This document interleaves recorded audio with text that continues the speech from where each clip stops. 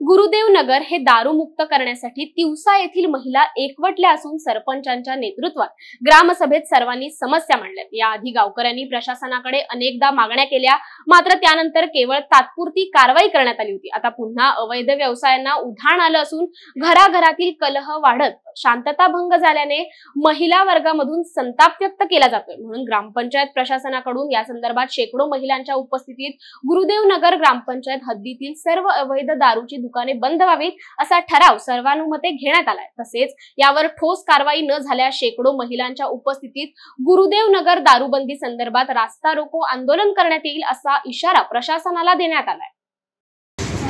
आजची ग्रामसभा ही आम्ही दारूबंदी या विषयासाठी घेतलेली ग्रामसभा होती।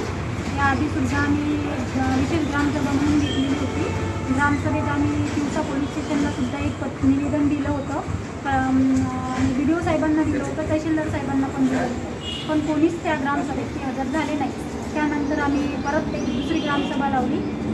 आमचं गाव हे राष्ट्रसंतांची कर्मभूमी आहे, आमचं गाव हे व्यसनमुक्त असावं अशी आमची सर्व महिलांची इच्छा आहे। बस एकच मागणी राहील, 21 तारखेपर्यंत दारूबंदी हा विषय निकालीत लागला तर ठीक, नाहीतर आम्ही 22 तारखेला हायवे नंबर 6 वर चक्का जाम आंदोलन करू।